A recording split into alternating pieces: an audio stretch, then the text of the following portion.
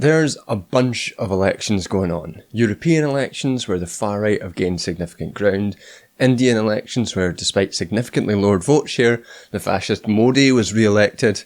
The perpetual US elections where the Biden meat puppet has promised some horrendous policies. And then there's the UK, where things are really normal. When Rishi Sunak marched out into the rain to call the election on May 22nd, unbeknown to him, as he got wetter and wetter, the seeds of this scandal were planted 3 days earlier when his own parliamentary private secretary, Craig Williams, walked into a local betting shop and placed a bet on there being a July election. A week later, one of the Prime Minister's close protection officers was arrested for allegedly also placing a bet. On June 20th, it was revealed the Gambling Commission was investigating Laura Saunders, candidate for Bristol North West. Later that day, her husband, Tory Director of Campaigning, Tony Lee, took leave of absence and is also being looked into by the betting industry regulator.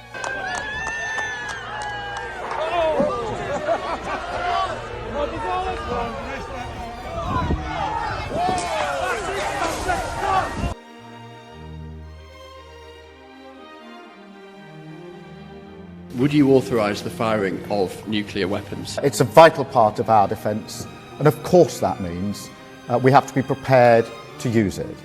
I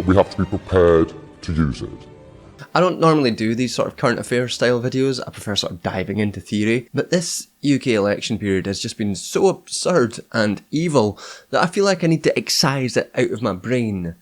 So we're going to do that, and we will throw in some theory as well, just to, keep me having the will to live and talk about things that I actually want to talk about.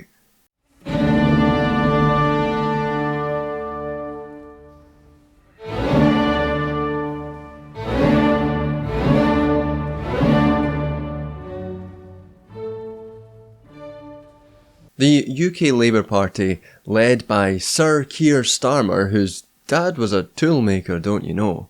My dad was a toolmaker. He was skilled as a toolmaker, highly skilled. And your dad, I think it's right to say, was a toolmaker? He was a toolmaker, yeah. Dad was a toolmaker. My dad was a toolmaker. And he was a toolmaker. Anything new about Labour and their plans for the upcoming votes? He told us again that his father was a toolmaker. But when I grew up, my dad was a toolmaker. He worked in a factory. It's true. The Labour Party is set to win a fairly significant majority in the upcoming election. Despite the desperate lack of any enthusiasm for Sir Keir and the likely event of a very low turnout election, Labour are set to win by a lot. They're going to have that majority. Although, how you can be unenthusiastic about Sir Keir Starmer is bizarre to me. He's such an inspiring figure. My missions for an incoming Labour government. The big change that we need to make to our country, to take it forward, to improve it, to make it a better place. So profoundly grey. So here let's take a quick tour through the collection of shifty ghouls that make up the British Labour Party before looking at the vague policy proposals, the not-so-vague fash dimensions, and the reason you don't need to be guilted into voting for them, or just start doing this whole electoral sham every couple of years. Great stuff. So, among Labour's sort of top-level dweebs, there is perhaps the king of the dweebs, Wes Streeting.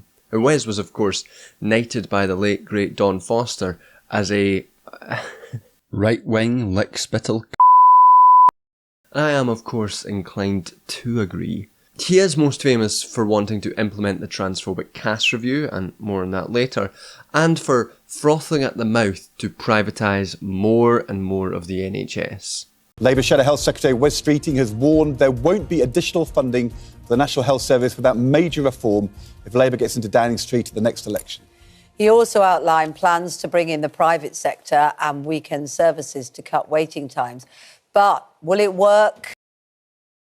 Doctors hate him because he's trying to privatise the NHS. So that's dweeb number one. Dweeb number two in this sort of rotisserie of dweebs that is the Labour front benches is Rachel Reeves. Rachel Reeves is Shadow Chancellor, set to become the Chancellor of the UK and head of all the Treasury and all the fiscal policy and all that shite. Rachel Reeves will be very, very pleased to tell you that she used to work for the Bank of England. The one job that I've always wanted to do is to be Chancellor of the Exchequer. I was an economist at the Bank of England for many years before I became an MP. I worked in financial services. I know how to run a successful economy. This, she thinks, lends her an important sense of legitimacy, especially to the ruling classes who take this as evidence that she knows not to rock the economic orthodoxy. Rachel Reeves began her day in the City of London talking to city investors. She began her career on the Bank of England graduate course. A contemporary remembers her economics sounded like his own. Absolutely orthodox. Orthodox is a very good word to describe what I saw of Rachel Reeves's economics. That is, she will never challenge neoliberal hegemonic power. She has repeatedly made classic neoliberal austerity-style policies to, quote, never play fast and loose with the nation's finances, which, of course, is just saying Labour won't spend anything which could be perceived as a retrenchment of neoliberal orthodoxy. They'll never spend money to make anyone happy or make life even slightly better. An interesting wee tidbit for this of the Labour ghouls is that back when she held the shadow works and pension role, the shadow ministerial job to deal with and organise welfare and pensions and all that, when she was holding that shadow role, she gave an interview to The Guardian promising to be even tougher than the Tories on welfare. She said, "Nobody should be under any illusions that they are going to be able to live a life on benefits under a Labour government." Now, obviously, what she means here is not that you should have any doubt that you should be able to live a life on benefits. She thinks you shouldn't be able to live a life on benefits. You have to be able to get out and work. But, of course you should be able to live a life on benefits. And for those who can't work, whether that is single mothers or disabled people, living on benefits is an essential. It's how they live, and it's the only way. But Reeves had to make sure that Labour is acceptable to capital and will maintain the frankly murderous benefits regime. And we'll also turn to this again later on as well to see how the Labour Party has not evolved beyond Reeves' perspective from, it was like 2011 was that? Things haven't changed. So that's goal number 2. Moving on then, goal number 3 is just really, really illustrative of just how racist the Labour Party really is. So recently, a man called Luke the Nuke Akehurst was parachuted into a safe Labour seat in North Durham, despite the fact that Starmer had previously said that the Labour Party candidate selection had to be more democratic. Akehurst, who is a notoriously extremely right-wing figure on the Labour Party's executive governing body, was simply given this seat. He's not from North Durham, and the local party was given no say. One of the many, many lies Starmer has told about democratisation, or general lies that he has told.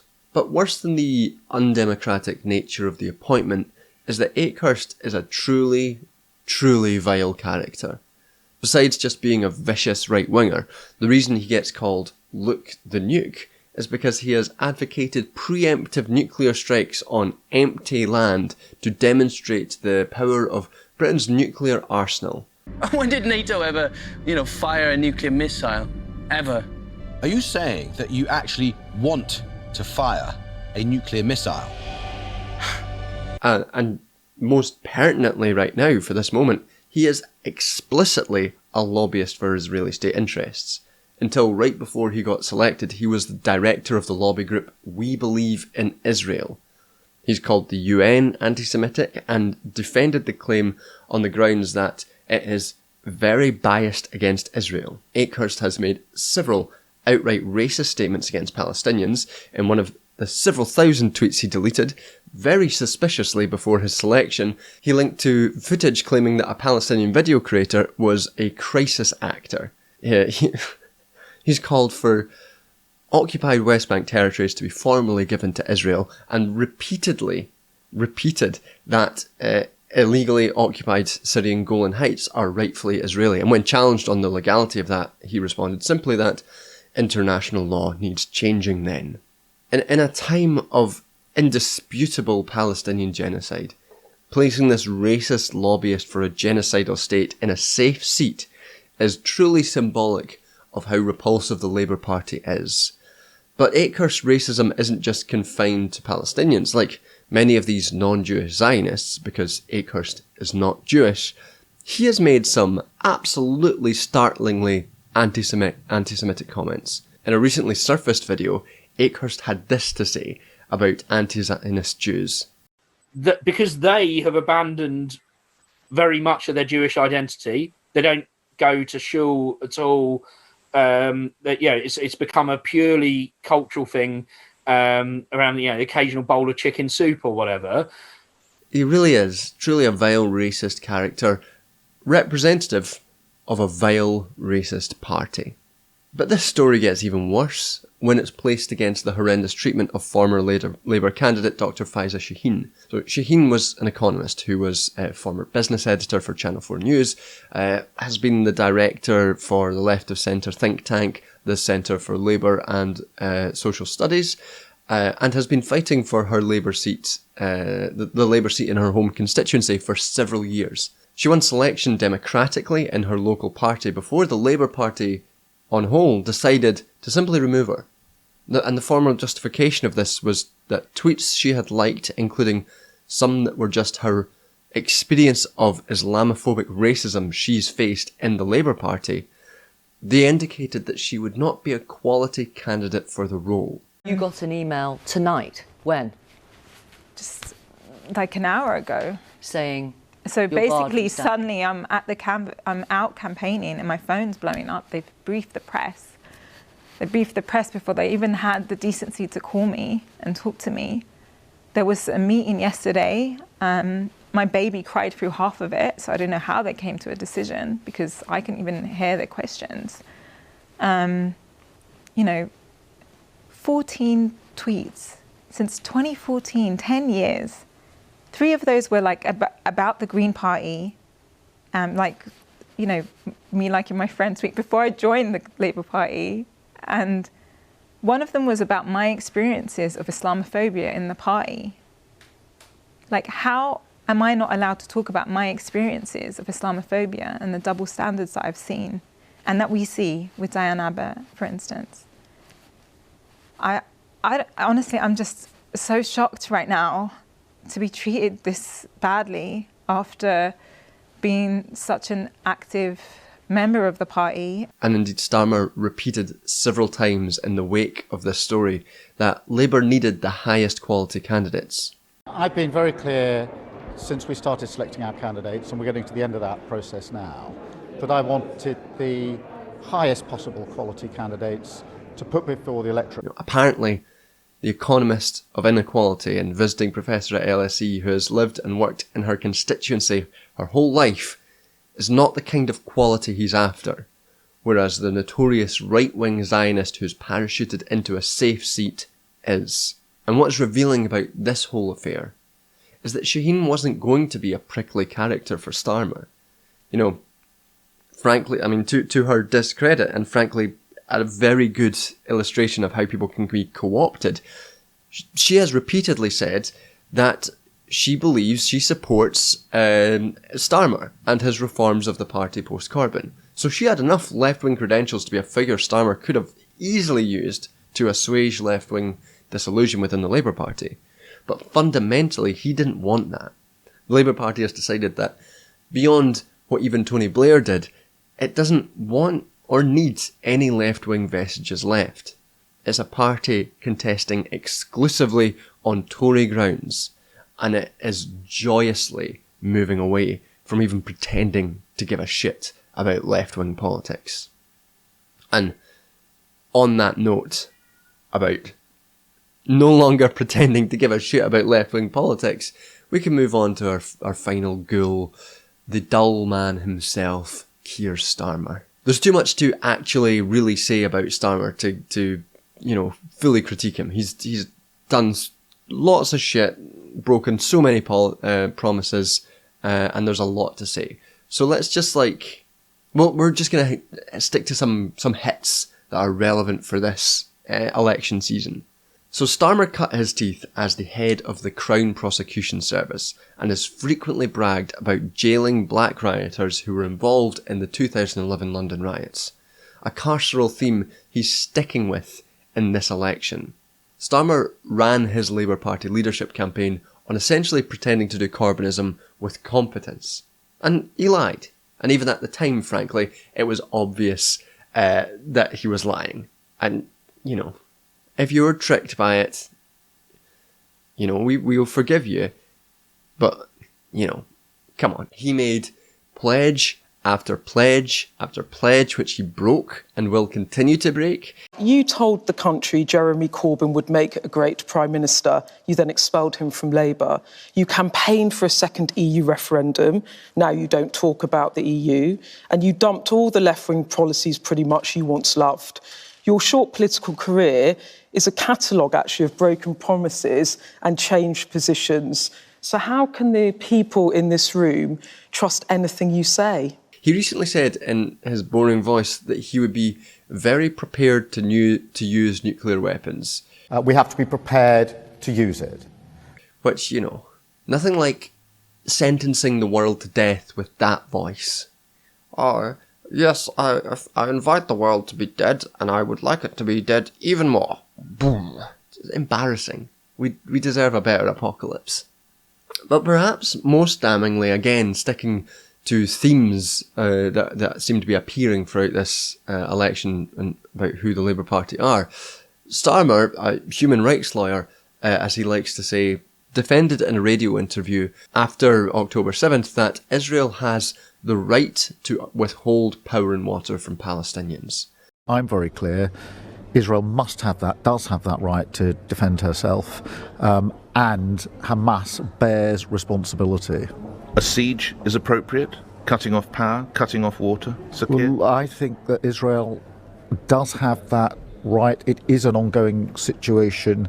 Obviously, everything should be done within international law, but I don't want to step away from the sort of core principles that Israel has a right to defend herself and Hamas bears responsibility for these terrorist acts. And I would call on all responsible states, particularly Middle East responsible states, to call this out for what it is and to stand with the world in utterly condemning these actions by Hamas.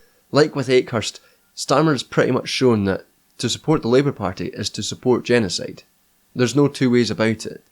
He wasn't making some sort of... He hedged his bet there because he said, of course, Israel should do everything within the bounds of international law, knowing full well that there is no right to withhold food, water, power from a civilian population in war and international law. He knows that because he is a human rights lawyer. What he wanted to do was just show that he was willing to defend and uphold a genocidal state and defend its genocidal actions. That's who the Labour Party is, and that's who he is. And these are just some of the very, very brief summary of some of the ghouls that stalk the halls of Labour Party HQ. There's so many others, and we haven't even spoken about like leading transphobe Rosie Duffield, who's somehow the kind of candidate the Labour Party is still happy with. Someone who had to leave their hustings because her constituents were so disgusted by how transphobic she is.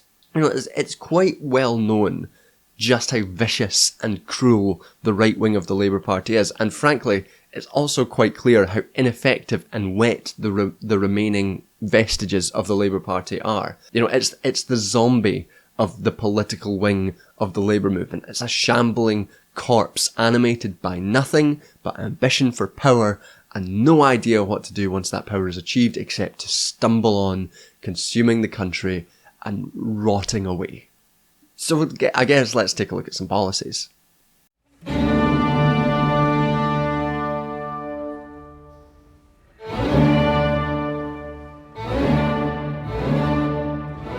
So the Labour Party has just released its manifesto and, among other things, it is extremely light in detail, with many vague allusions to policies and right-wing talking points and so many photos of Keir Starmer. Okay, there's the first one, all grey. Scrolling down.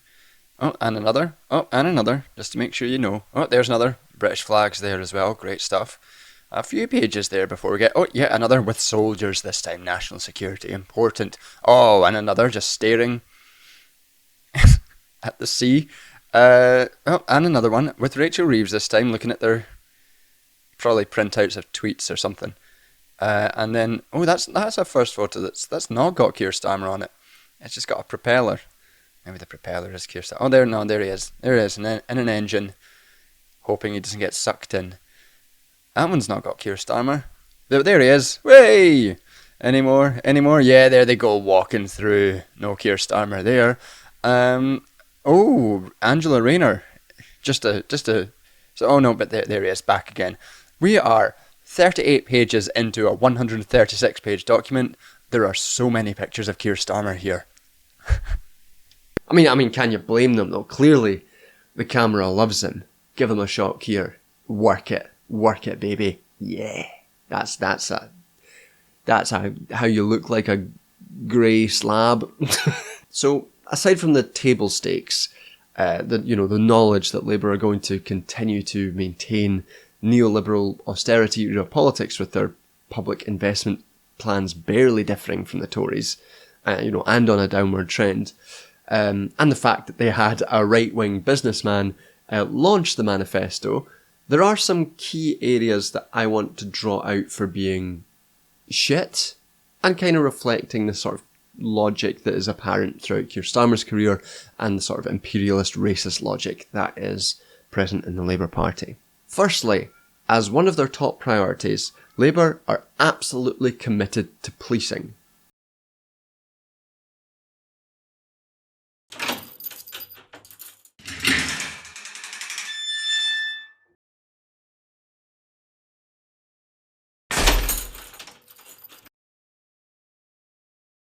No surprise for the head of the Crown Prosecution Service there, is it? Whether that's tightening up the already draconian, awful border policing, or heavily policing children through antisocial behaviour, or leaning into arch right-wing talking points about taking back our streets from violent criminals. All of this is stuff that Keir Starmer is obsessed with and has stood up for his entire career.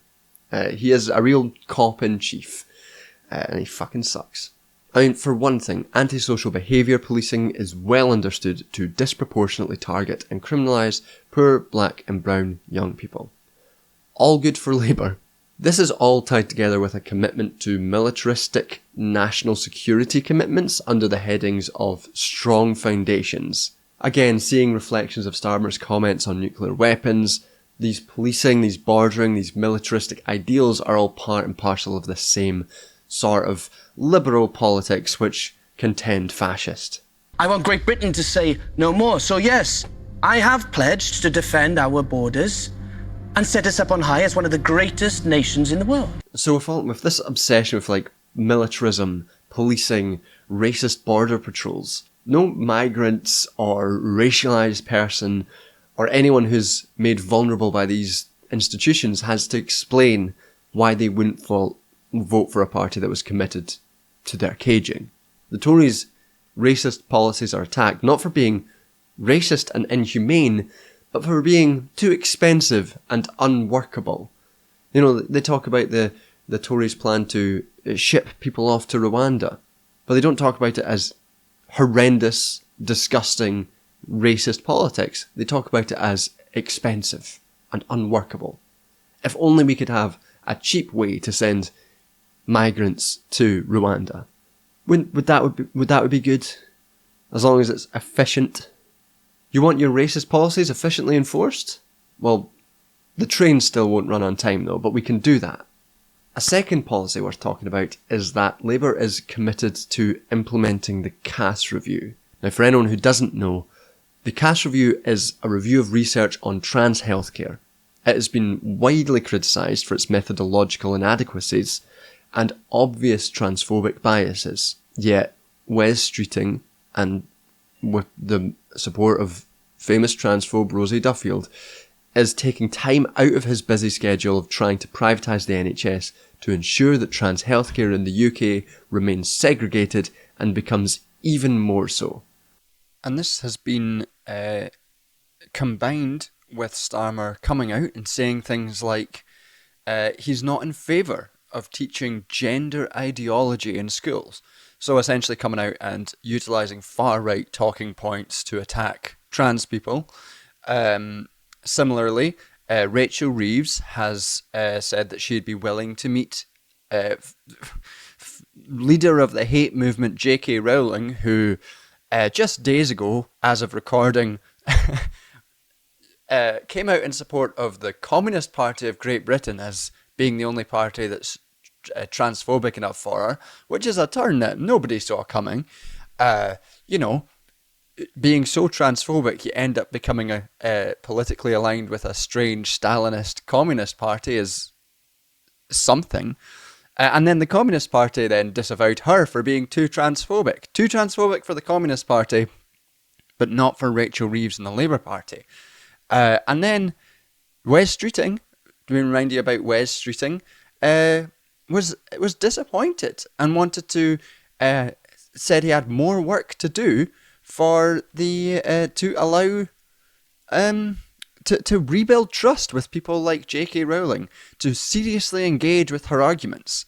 So that's the sort of level that we're at in terms of trans policy in the UK. Similarly, there's been talk from Starmer to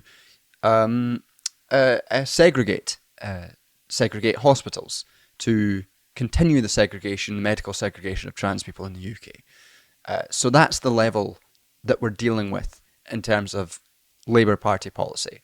Essentially far-right hate policy to segregate and attack trans people.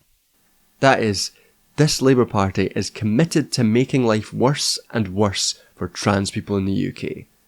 No trans person needs to explain to anyone why they're not voting for a party committed to their destruction. Finally, and relating to Rachel Reeves' perspective on people on benefits, Labour has offered no real substantive change to the neoliberal welfare regime that the Committee for the Rights of Persons with Disabilities has twice labelled as constituting a breach of the human rights of disabled people. So I guess it's good to know that Rachel Reeves is still holding on to her tough on the poor and disabled stance. The people who've really gotten away with it for too long. The poor and the disabled.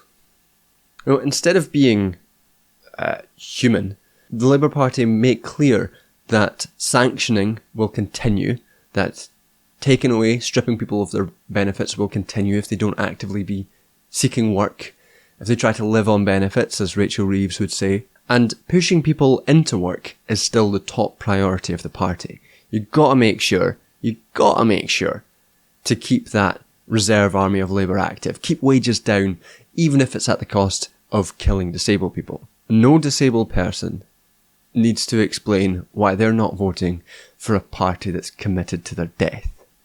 And in the end, with all of this rotting zombie of a political party offering nothing but immiseration, you will still have people claiming you just have to hold your nose and vote for them to keep the Tories out. But in reality, you don't. Labour are going to win. The Tories are going to lose. You're going to have no duty. You have no duty to this carcass. They have a duty to us to convince us to vote for them, and I am unconvinced. And moreover, this notion that things are automatically better and easier for the left, however that's defined, under a Labour Party is simply not true. Now, one of the problems with the party is that it's still formally affiliated with some of the unions, and this has historically allowed the party to push through regressive politics with the formal blessing of unions. So, rather than being easier to campaign under a Labour government, it may perversely just be easier to be co-opted. The horrible reality of the Labour Party is that the Labour movement hasn't disciplined the political arm, but the political arm has managed to discipline the Labour movement. We don't have to be part of this. We don't have to be guilted into it. We can build an alternative politics that leaves this corpse in the dirt where it belongs.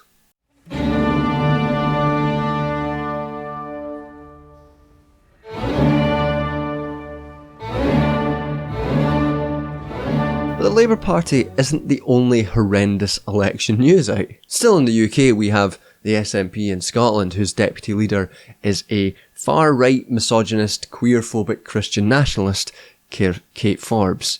Kate Forbes is, amazingly, to the right of the Church of Scotland in terms of women's reproductive rights, while the rest of the SNP to try and maintain its hold on oil production against the politics of its former partner, the Green Party, who were fired from a partnership a few months ago. Great stuff. They collapse the Green Party coalition and start being, they're so committed to oil. I love it when the leaders of Scottish politics are so committed to oil. It makes me feel excited about the future. And across Europe too, far-right parties have made massive headway, trading on the same kind of racist border and police politics pushed by Keir Starmer, and maintaining a commitment to Western imperialism and supporting NATO, nuclear deterrence, Zionism, and its genocide against Palestinians. Just look at the horrendous policing of Palestinians and solidarity activists across Germany. And then in the US, you've got Joe Biden, another shambling corpse, who has recently signed an executive order essentially banning asylum claimants at the southern US border and aiming to deport immigrants. And this is, of course, counter to international law regarding asylum claims, but as Twitter account Biden's Wins reported, Republicans voted against the toughest border security legislation in decades. So, another great example of the left candidate, heavy quotation marks, producing certain horrors. And of course, Biden has been steadfast in his support for the genocide of Palestinians, where American-made munitions are frequently used to commit horrors. So what all these different contexts, this rise of the far right, this commitment to nationalism, spreading the far right, really illustrates is that contrary to the image that these liberal politicians project, that only they stand in the way of the rise of the far right and fascism, whether that's, Trump or the Tories or whichever other right-wing party is emerging, that the liberals are the ones to hold the tide back against them. Macron in France against Le Pen. The truth is that the politics that liberals and fascists produce, from the necro-political border policies designed to selectively include racialized minority groups into the state and keep them in precarious conditions close to death, or the policing of especially black and Muslim populations, or the absolute commitment to Western imperialism and global white supremacy, these politics are generative of the fascism. These are liberal politics which are generative of the fascist politics that they apparently despise. It's in this sense that we can understand that liberalism and fascism are not two opposing forces as these politicians would like to, project. Rather, fascism is more seated within the logic and ideology of liberalism. The only way to bury fascism is to bury liberalism too. We're not going to be able to vote that out though, are we? We can't vote out liberalism, we can't vote out fascism. Something more needs to happen.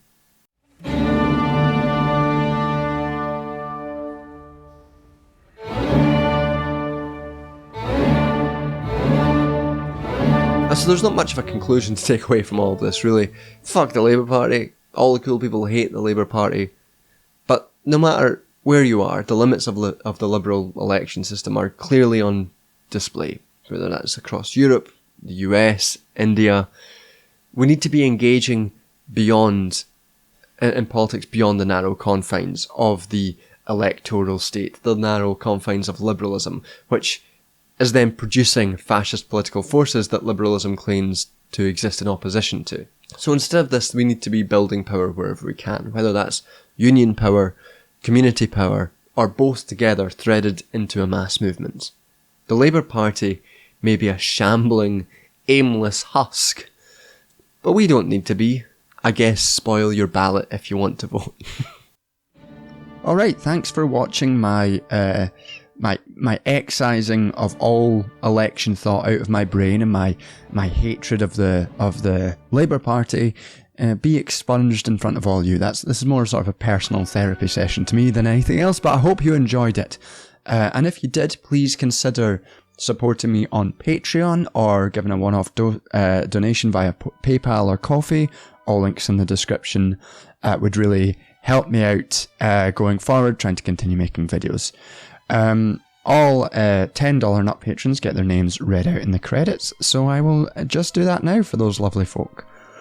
Demo Squid, Dying of Thirst, Soval Hayes, Earl Grey Tea, Bonnie, Katie Marshall, Nina G Public Relations, FD Signifier, Quint Wolf, Kim Crawley, Anita Anispe, Ellis Wren, Sophie, Hey Joe, Cameron Blakemore, Misling, Lawrence Rowland, Cyril Smid, Rachel Ann, Melanie Estes, Layum, Xander Corvus, Fia Westphal, Jack, TV Skyen, Christopher Poff, Morgussie, Daniel Cusid, Joshua Moldenhauer, Tom Price, Cade Soiree, Esoteric Functionalism, Austin Talman, Robin, Rachel Mixon, Rich, Duncan Skinner, Neil Zabaldgard, Tinfoil Pancakes, Kieran Gore, Aga Ghost, Barney Carroll, Joel, Daniel Hughes, Nelly Zacheva, J. Fraser Cartwright, Aaron, Tamash Kispiter, and Paul Singleton.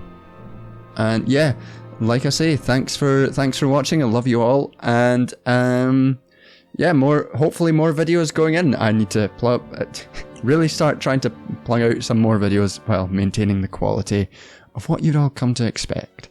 Yeah, so love you. Bye. Bye bye.